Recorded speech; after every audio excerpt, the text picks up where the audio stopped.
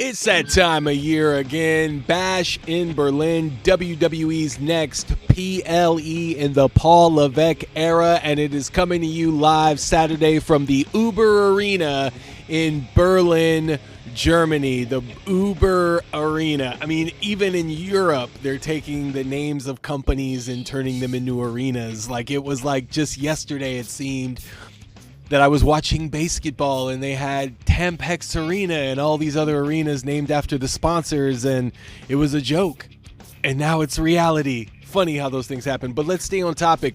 Bash in Berlin for the WWE this Saturday. Now, typically with these types of PLEs on the shadows of a bigger PLE like SummerSlam, they typically are low in match count. This one has 5 matches already announced, and currently I am watching WWE Raw, so if there is any new matches that come from Raw or come from SmackDown this Friday, I'll make sure I'll put it in the community channel or in the community section of my channel where I stand with those new matches. But as of now, 5 matches. I feel like that's typically what we're going to see of a PLE like this. And in Germany, they got a stacked card to look forward to, and we're going to talk about it. For the undisputed WWE Championship, Cody Rhodes defends against his friend Kevin Owens. Now, Kevin Owens has not turned on Cody Rhodes. Kevin Owens is not going back to the prize fighter Kevin Owens right now. Kevin Owens currently is trying to prove to Cody Rhodes that he is going to abstain from turning on Cody Rhodes, that he is not turning on Cody Rhodes, unlike all of the other guys that he's turned on. And Austin Theory and Grayson Waller made that very clear, that the history is there that Kevin Owens will typically turn his back on you. Now, Kevin Owens says that he does that to the ones that deserve it, and that Cody Rhodes doesn't deserve it. And he also said Kofi Kingston, but he didn't say Sami Zayn. That was interesting. I thought that was pretty interesting that he didn't say Sami Zayn. But that's neither here nor there. For this specific storyline idea, is Kevin Owens going to revert back to his old ways to chalk up a win and win the Undisputed Championship? That is the story going into it. A lot of people feel like it's a foregone conclusion that Kevin Owens is going to turn. I am on the other side of that idea, where I feel that for the better part of the year, probably I'd say about the last 6 months or so, a lot of people have been clamoring for Randy Orton to turn on Cody Rhodes and to kick off their feud and start the story of the legacy imploding, which was Randy Orton, Cody Rhodes, Sim Snuka, Ted DiBiase Jr., and Manu. And I mean, Manu and Sim Snuka were like, they had a cup of coffee in Legacy, okay? So the real Legacy at that time was a trio. It was Ted DiBiase Jr., it was Cody Rhodes, and it was Randy Orton. So a lot of people have been clamoring to get Cody Rhodes against Randy Orton and kick that feud off and give us a real big-time matchup. In my opinion, I think they're putting that match in their pocket and they're holding on to it, as they should. It is an ace in the hole. It's an ace card that they're holding on to in the event that The Rock is not ready to return, somebody gets injured. It is a good go-to program, and they're at the same time dropping very, very subtle hints that Randy Orton has a urge to unleash his Viper and go for a record-winning world championships, more specifically tying John Cena's championship reigns. They've got a long time to go before we can ever see that. They can hold that off as long as they want, in my opinion. Now, if they are doing this and looking at WWE and the way that they do details and subtleness and all that stuff, then it's no doubt in my mind that Randy Orton will eventually hit Cody Rhodes with the RKO. I think they're taking advantage of the fact that Randy Orton is getting worldwide praise right now. He is one of the most over stars in the WWE.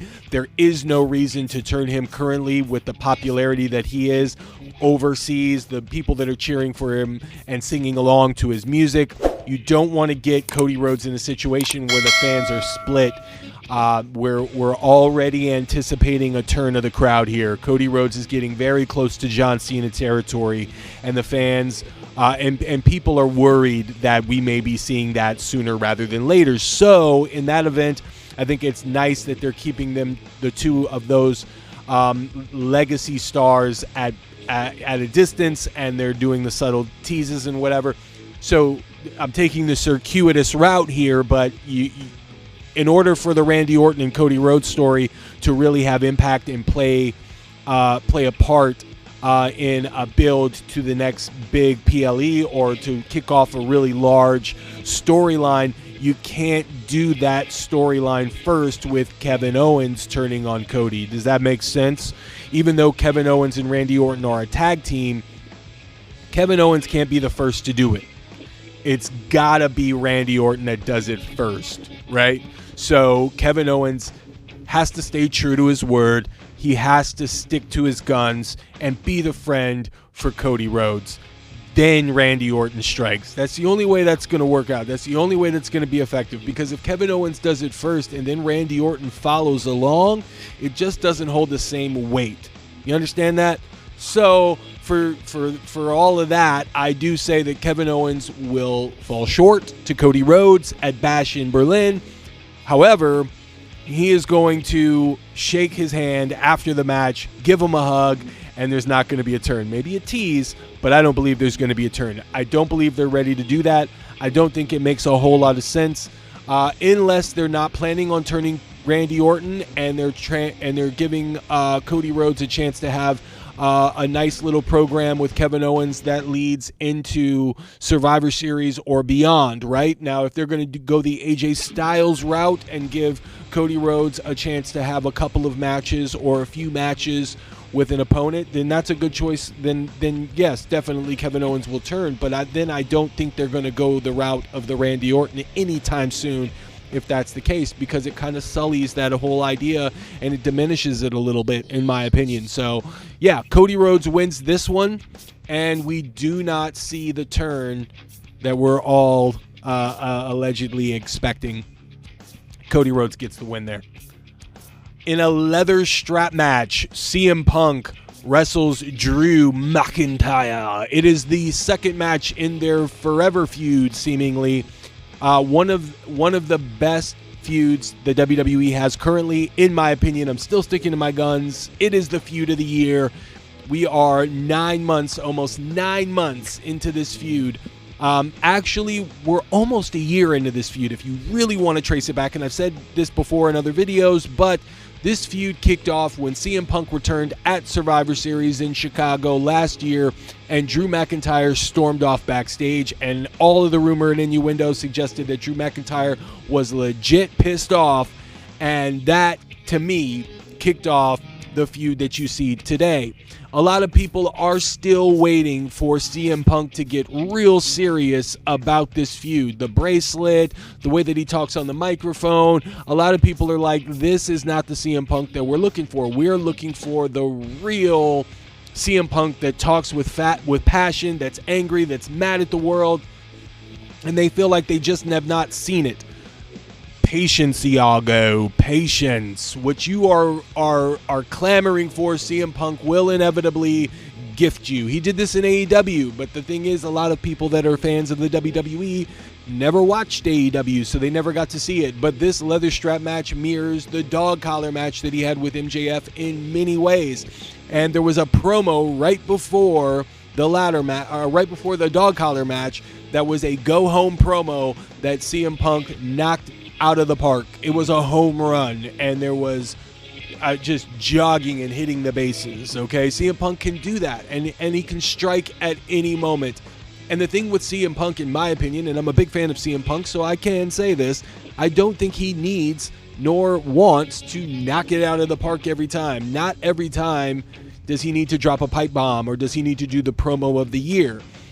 He's also a very happy person right now, and you can see it. He exudes happiness, joy. He's in a good place right now. And so in that regard, he probably has trouble going to that dark place, that angry place. And I understand that because of the Drew McIntyre situation, we need to see a little of that fire.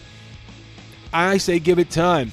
I think in this leather strap match where you have to hit the four corners, I think we're going to see a callback, in my opinion, to Hulk Hogan against Roddy Piper in the 80s for the WWF. I think that would be an interesting callback from the 1980s, where Roddy Piper played defense to Hulk Hogan's prime offense, and kind of like, had his dukes up, if you will. I think Roddy Piper is a good base for CM Punk to work off of in this leather strap match, because Drew McIntyre is, dominating in stature and in his wrestling offense.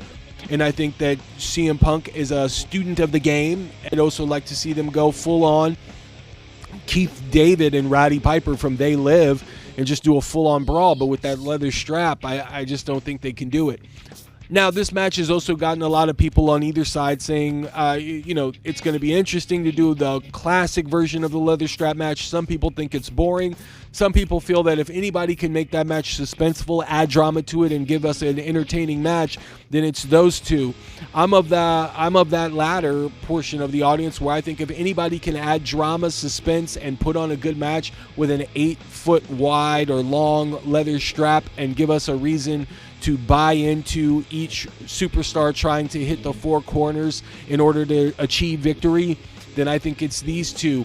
I think we are leading up to Hell in a Cell. I know they were going to go back to back this way, but it is a refreshing change from the way that Triple H has been booking currently, where there's been a patience and a pacing that has stretched out over the course of months and months. Get on with it. I understand why they're going that way. I think the Hell in a Cell is the natural progression for them. And I do believe CM Punk walks away victorious in this match. He doesn't have to pin Drew McIntyre. And I think he gets his bracelet back. And then I think that's when Drew McIntyre goes full scorched earth. So I'm going with CM Punk to win this one. In a mixed tag team match, Damian Priest and Rhea Ripley battle Liv Morgan and Dominic Mysterio. This past Monday on WWE Raw, the Judgment Day were dominating and they were beating the LWO when just as we were about to see a frog splash from Dominic Mysterio, who was going to channel Jacob Fatu in essence, the Terror Twins showed up and saved the day of Rey Mysterio Jr., and then they dominated the Judgment Day, beating them all down and leaving everyone laying, and leaving Finn Balor, Liv Morgan, and Dominic Mysterio to look on. That was interesting go-home math there. Liv Morgan has already beaten Rhea Ripley.